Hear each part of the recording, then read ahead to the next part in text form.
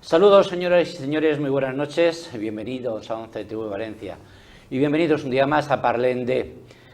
El programa de hoy pues está relacionado con lo que sufrimos el domingo pasado, con esas lluvias torrenciales, con ese fenómeno que pudimos apreciar en la costa levantina.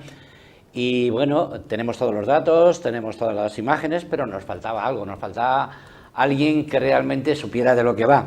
Entonces hemos invitado a un compañero, a un periodista, compañero, meteorólogo, Juan José Villena, buenas noches. Hola, buenas noches. Bueno, pues aparte de compañero, eres administrador de la página de meteovisión.es. Exacto. Y sí, lógicamente pertenece a la Asociación Valenciana de Meteorología, que es ABAMET. También, exacto. Pues bienvenido, gracias por acompañarnos. Y vamos a ver si conocemos algunos datos más de lo que hemos vivido durante estos 2 días, pero sobre todo el domingo, en Valencia.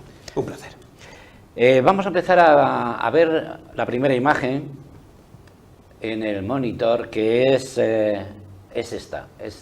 Aunque desde aquí se puede apreciar un poquito, sí, pero bueno, estamos viendo la situación atmosférica que cubre realmente toda la parte de Levante, que ya decía que esto tenía un final no demasiado feliz, ¿no es así? No muy esperanzador, sí. Lo que se ve ahora mismo en la imagen es, como bien comentabas, el satélite Meteosat, y se divisa así un poco a duras penas, porque tampoco estaba muy bien definida, la borrasca, ¿no?, que se había situado en torno al tercio sur de la península ibérica y que enviaba esos frentes nubosos con precipitaciones que se observa también que afectaban sobre todo al Golfo de Valencia y que fueron en parte los que dejaron esas lluvias intensas, torrenciales, en la ciudad de Valencia y en su periferia.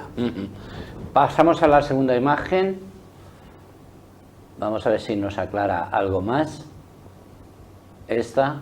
Eso es. Viene a ser, esto era, me parece que sobre las 4 de la tarde, y esta es un poquito después. Sí, ahí antes veíamos que la borrasca estaba en torno al estrecho de Gibraltar, y ahora ya vemos que están las costas del sureste peninsular. Y lleva asociada toda esa masa de nubes en la zona norte y este de lo que era la borrasca, y precisamente ahí era donde estaban las precipitaciones más intensas. Las lluvias, ahí las tenemos, aunque están un poquito, pero vemos la cantidad de litros que cayeron sobre Valencia y sobre, bueno, y determinados, como vemos, determinados pueblos de la provincia, que bueno, que son cantidades bastante considerables, 107, 127, bueno, 141, sí. Es tremendo, ¿no? Sí, tan considerables como que prácticamente igualaban lo que había llovido hasta ese día durante todo el año. Sí, eso es lo que, ¿verdad? Lo comentasteis vosotros, claro, que en ese día solamente cayó tanta agua como había caído en Valencia, estamos hablando de Valencia, de la región, en todo el año. Sí, si no me falla la memoria, el observatorio de la Agencia Estatal de Meteorología, la EMET, invitaba a un dato, ¿no?, que eran 176 litros por metro cuadrado en Valencia, lo que había caído hasta ese día, pero es que después cayeron prácticamente 150 litros, que es lo que se ve en el observatorio de Peñarrocha y que forma parte de la red de la ABAMET, como pone también arriba. Como vemos, sobre todo se quedaron las precipitaciones en la primera línea litoral, porque teníamos 2 tormentas, que yo creo que una va a ser protagonista dentro de poco, que era una en la zona del Perelló, y teníamos otra que venía desde el sur de Castellón. Entre una y otra formaron un sistema convectivo importante justo sobre la ciudad de Valencia y empezaron a descargar agua a mansalva durante prácticamente 2 o 3 horas. Bueno, parece ser que, aunque no lo tenemos demasiado claro, pero parece ser que es la mayor tormenta de Valencia desde el 2007, aunque me hablabas antes del 2009 y también hablábamos del 2007, vamos a ver, había otro dato que no sé, que lo he perdido. Sí, el 28 de septiembre el 2012. De 2012. El 28 de septiembre, concretamente el 28 de septiembre de 2012. Sí. Efectivamente. Pero vosotros tendréis más datos sobre el tema, ¿no? Sí, fueron Todas estas tormentas estaban asociadas a un embolsamiento de aire frío, que es lo que se conoce como gota fría, en el ámbito más popular, pero a nivel científico se conoce como depresión aislada a niveles altos. Ajá. Esto lo que viene a ser es una gota de aire frío a unos 5.500 metros de altitud, y lo que genera es que las nubes crezcan con mucha fuerza, como crecieron el pasado domingo, como crecieron también el 28 de septiembre, Ajá, o también en el 2007. En todos estos casos, además, la curiosidad, al menos 2 de ellas nacieron las tormentas en la zona de la Albufera y el Saler, que es una zona bastante activa. Y desde ahí subieron hacia el norte y después hacia el noroeste y dejaron todas esas lluvias en la zona de Valencia y en su periferia. El terreno en Valencia pues no es muy absorbente, ¿no? Que hay, estamos muy planos, muy llanos, entonces lógicamente el agua inmediatamente se estanca y bueno, la verdad es que después veremos imágenes de Valencia totalmente inundada. Sí. ¿Hay alguna, no parece ser que existe, ¿no? Pero hay un remedio para que esto no ocurra en Valencia? Es muy difícil. Al final, en cuanto a las lluvias, sabemos que las vamos a tener, porque periódicamente aparecen, probablemente casi cada año con una intensidad mayor o inferior, pero a la hora de la prevención, como mucho sería mejorar el alcantarillado. Sí que comentábamos la situación geográfica de Valencia, ¿no? Que es una zona eminentemente llana. Esto en Chulilla no pasa, no se encharca probablemente porque la montaña lo que hace es deslizar la lluvia hacia una zona baja. En Valencia es una zona baja de por sí y por tanto hay muchas zonas que por una urbanización en ocasiones puede ser deficiente, pues se inunda y se encharca, como podía pasar, yo he visto imágenes en la zona de los Anzuelos de Valencia, que era la zona sur, en la zona del Saler y yo todo vivo eso. en esa zona, o sea que no me lo cuento. Sobre todo por ahí, probablemente será por el deficiente alcantarillado. De todas formas es difícil que el alcantarillado dé para que coger semejante agua, ¿no? Porque son lluvias muy intensas. Litros, sí. Y estarán viendo pues esa distribución de agua caída. Bueno, que por cierto los embalses, que ya estaban prácticamente en mínimos, sí, con este agua, es lo bueno que hemos tenido por otra parte, pues están prácticamente a tope, ¿no? Sí, bueno, aún no demasiado. De hecho, hemos estado hoy observando los datos de los embalses y no habían subido excesivamente, pero es de esperar que en los próximos días lo hagan, porque normalmente se recogen datos son semanales. El que hemos adquirido esta semana aún no se ha notado demasiado, pero seguro que en los días venideros sí que se notará. Así que también era curioso, no sé si lo tienes por ahí apuntado, el tema de la Albufera, que sí que había una alarma, ¿no? De que se estaba prácticamente secando, estaba bajando mucho el nivel. Baja, sí. Secando no, obviamente, pero y han tenido que abrir con puertas ya. Han tenido que abrir las tres golas porque se había subido de un nivel que ya casi alarmante, y es que es el clima de la Comunidad Valenciana, lo que nos quita nos lo da en muy pocas horas. Bueno, explícanos ya, antes de entrar en otros temas, en otros detalles, explícanos qué es exactamente ese aparatito que tienes en este momento. ¿Cómo funciona? ¿Qué es lo que veis ahí? ¿Qué es lo que después mostráis, lógicamente, al mundo? Sí, al final lo que tenemos aquí, en resumen, es una estación meteorológica profesional, que es una Davis, que está facilitada, por cierto, por Alto Cúmulo y por la Asociación Valenciana de Meteorología, una mención para ellos, porque utilizan estos instrumentos para medir, muchos de ellos aficionados y también los profesionales, las temperaturas del día a día, las lluvias que caen en tiempo real, lo que se acumula en un día, lo que se acumula en un mes, la presión atmosférica, todo esto. Estos instrumentos lo recogen y lo plasman en ordenadores que se pueden colgar en tiempo real en la web. Eso es, por ejemplo, lo que hace muy bien la Asociación Valenciana de Meteorología, que tiene un listado de cerca de 200 estaciones online, si no me equivoco, el número está por ahí concreto, y lo que hacen es recoger minuto a minuto las precipitaciones que van cogiendo y nos la van publicando a tiempo real. Esto realmente viene muy bien, esas estaciones, para tener una cierta prevención, ¿no? Para las avenidas, para saber lo que ha llovido en las cuencas altas de los ríos, o para saber en qué momento tenemos que cortar esos túneles conflictivos, ¿no? Por ejemplo, de Valencia o en otras zonas de la periferia que se han inundado, pues todo esto nos lo facilitarían estas estaciones. Muchos datos y en tiempo real. Vosotros inmediatamente que recibís, lo estáis comunicando a emergencias, lógicamente del sitio en sí, ¿no? Del ayuntamiento en sí, para que se tomen las medidas.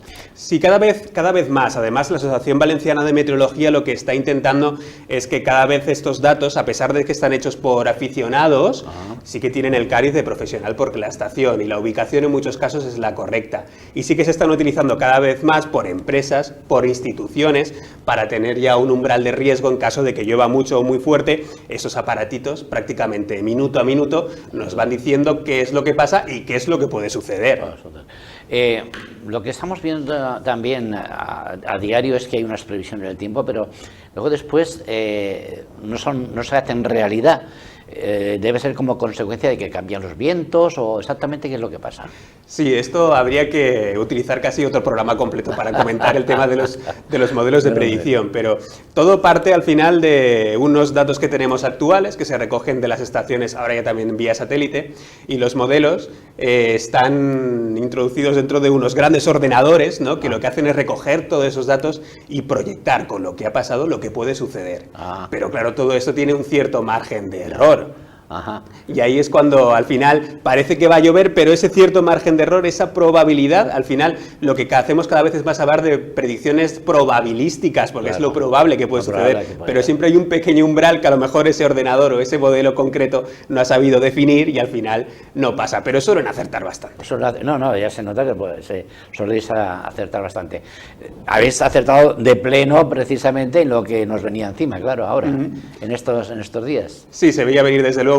Los modelos que estábamos comentando mostraba muy bien ese embolsamiento que llevaba ya unos días de hecho con nosotros, porque hace una semana ya estaba dejando precipitaciones en toda la vertiente mediterránea peninsular y un cumulonimbus arcus espectacular en Barcelona que llegó con unas granizadas espectaculares.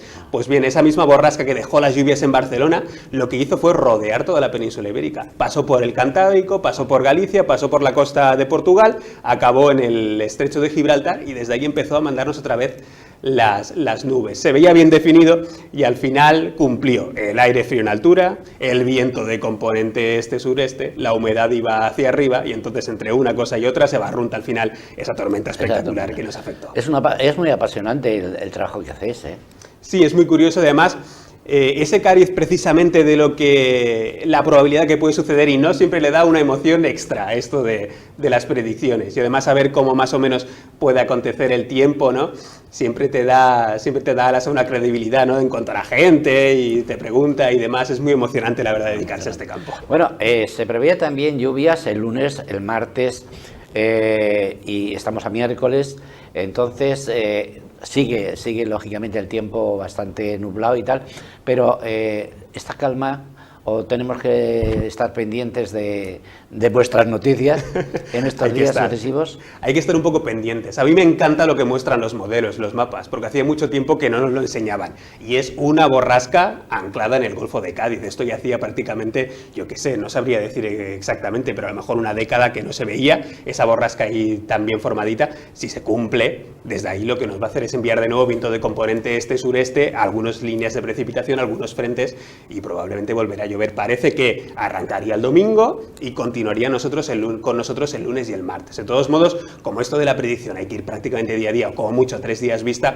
habrá que esperar un poquito para cerciorarse. Pero no debemos de tener temor a que nos ocurra lo que nos ha ocurrido el domingo, ¿verdad? No parece tanto, desde luego. El embolsamiento en las capas altas de la troposfera no será tan fuerte o tan intenso con temperaturas tan bajas como las que teníamos anteriormente. De todos modos, hay que estar atentos, habrá que estar pendientes porque aquí en el Mediterráneo cuando sopla ese viento húmedo y hay cierto aire frío en altura siempre puede llover con intensidad, así que de vez en cuando mirar los avisos de la Agencia Estatal de Meteorología nos irá bastante bien. Nos irá bastante bien.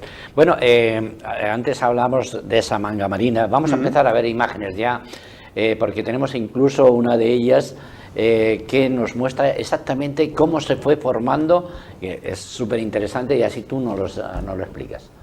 Sí, desde luego, ahí la tenemos. Ahí tenemos exactamente esa imagen. Ese primer momento, eso que vemos ahí arriba, que es el primer cono, se llama el funnel cloud, ¿no? Que es como una nube embudo que empieza a descargar esa tuba, esa manga marina, y también, aunque no sé si se acaba de ver bien, también tiene reflejo en la superficie del mar, que empieza a girar.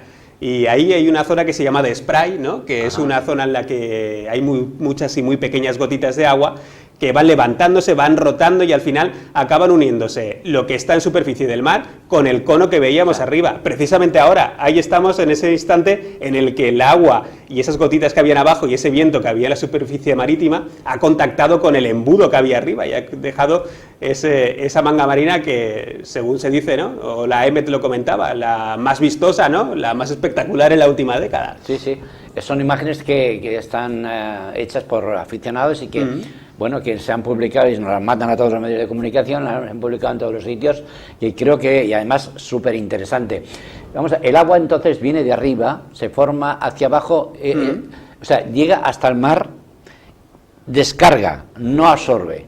No, más bien absorbe. Más bien absorbe. Sí, la verdad es que tiene una estructura que realmente no se ha estudiado al 100%. Curiosamente es un fenómeno que aún no se sabe al 100% cómo funciona, pero sí que se tienen indicios, ¿no? Se tienen indicios de que lo que primero surge es ese cono que veíamos arriba, el funnel cloud, y después también surge ese remolino en el agua que vemos que se va levantando. Lo que hace rápidamente, inmediatamente, la nube es dejar una corriente de viento que desciende desde la nube hasta el agua del mar, que es fría. Una vez toca el agua del mar, después ya se calienta, pasa a estar un poquito más caliente, y en ese contraste es cuando se condensa y crea esa forma, ¿no? Ese cono, ese que se recuerda mucho a un tornado, que son las pequeñas gotitas de agua condensadas.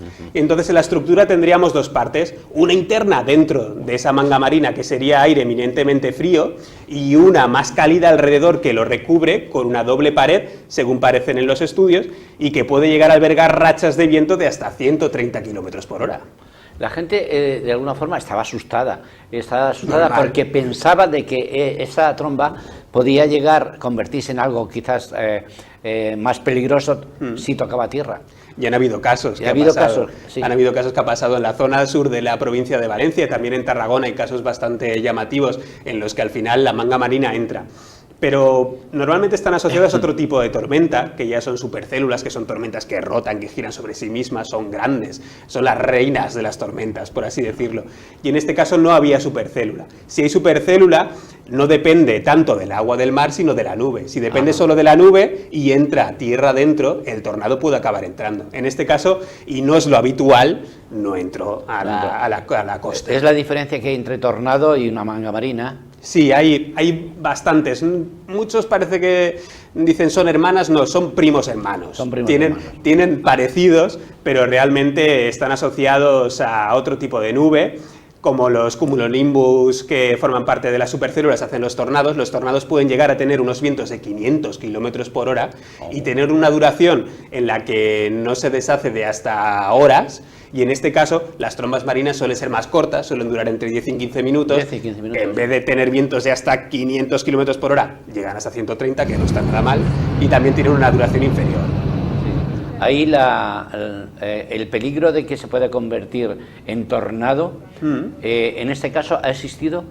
En este caso no, parecía difícil, como comentaba. ¿Estaba demasiado lejos? No por la lejanía, sino por la dependencia que tenía respecto al mar en este caso, porque no había una supercélula, que son las tormentas, que se llaman así, las tormentas que producen los tornados, sino que era un cumulonimbo grande o un cúmulo congestus también en este caso, y entonces era difícil, muy difícil, que al final esa manga marina acabara entrando. De hecho, se deshace fácilmente con un chubasco o con un descenso de temperaturas asociado a una precipitación cercana, o si incluso toca tierra o se acerca demasiado, también suele acabar deshaciéndose.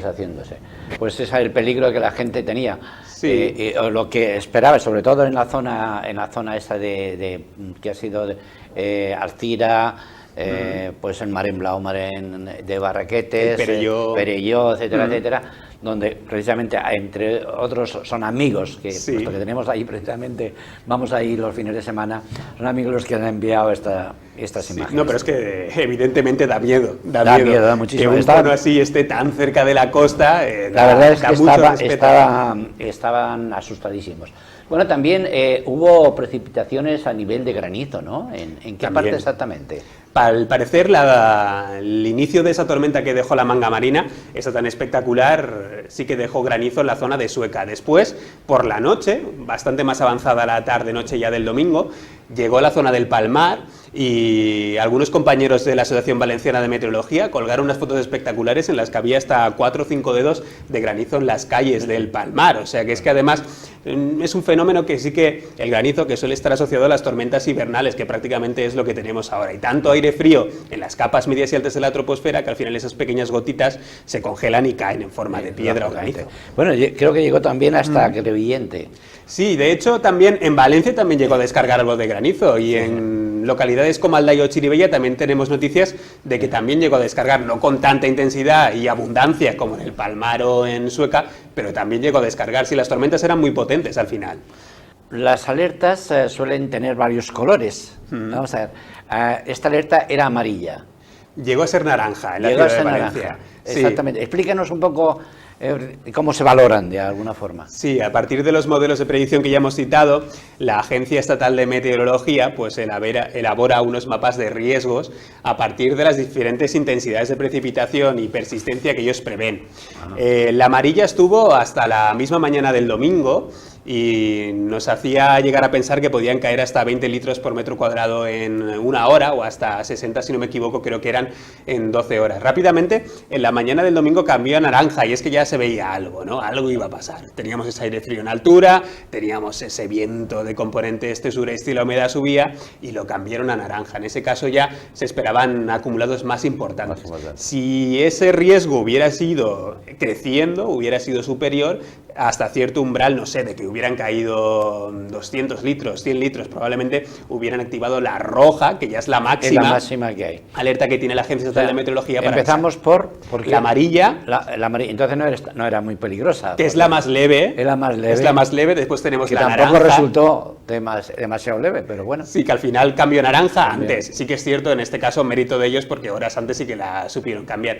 Y de hecho, es importante que ponga la naranja porque es cuando los ayuntamientos empiezan a recibir los emails y los fax de que algo puede llegar a pasar. Los ayuntamientos de riesgo, que están en zona de riesgo. Cuando están en la alerta naranja, sí que reciben ya la información de que algo se está cociendo, ¿no? A fuego lento. Algo peligroso. La naranja ya, cuando se activa, ya es cuando ya se toman ciertas medidas en sanidad o los ayuntamientos para tener en cuenta que pueden haber altercados tales como las inundaciones de estos días. Muy importante lo que se estaba comentando, ¿no? Porque hay gente que cuando ve las carreteras algo inundadas, ¿no? Incluso se atreve a cruzarlas. Esto nunca debe de hacerse, porque nunca se sabe si realmente hay un bache, si el agua ha podido arrastrar algún tipo de rocas, de piedras o lo que sea, sedimentos, y que al final lo que pueden hacer es que el coche se quede atrancado en una zona peligrosa y que pueda tener consecuencias. Entonces, la recomendación sería que en cualquier caso, en el momento en el que la calzada está inundada, un túnel, una carretera o lo que sea, nunca hay que cruzar, marcha atrás y cambiamos de ruta, que seguro que hay alternativas. Sí, no, siempre hay alternativas, indiscutiblemente.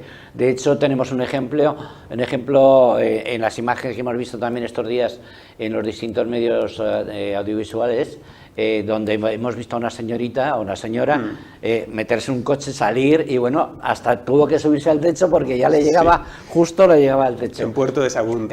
Que fue en Puerto de Sagunto. Entonces, la verdad es que ella decía que no estaba señalizado, pero el agua se tuvo que ver, se tenía que ver. Había mucha agua, a tenor de las imágenes parecía que había 1,5 metros, 2 metros de agua. Nunca hay que entrar, ni en un túnel y mucho menos en un cauce de un río, de un barranco en el que baja agua, porque a pesar de que parezca que no baja demasiada, hace falta muy poco para desplazar un coche y hace falta también muy poco para que esa agua de repente en cuestión de segundos suba y se te lleve por delante. Aquí tenemos la imagen. Sí, que ha sido viral en las redes sociales. Efectivamente, que después ella dijo eso, que bueno, se defendía un poco diciendo que no estaba cerrado, digamos, el paso. Hay que tener muchas agallas, porque como estamos viendo cómo el coche se va hundiendo poquito a poco, además es en el mismo sitio, porque parece ser que no se mueve. A mí me llamaba la atención la sangre fría con que la lo hace, ¿verdad? La tranquilidad. Sí. No, realmente muy bien. Mira, en ese aspecto sí que es cierto que guardó la calma y supo salir bien del bache. Sí, de un bache bastante grande. Sí, bastante grande. Sí, porque incluso vemos después cómo los bomberos... Sí, se la llevan a hombros. Se la llevan a hombros. Estamos terminando ya, se nos está acabando el tiempo. Previsiones, porque antes nos hablaba así un poco por encima. Sí. Previsiones para estos días, tenemos notas, tenemos noticia ya, tenemos...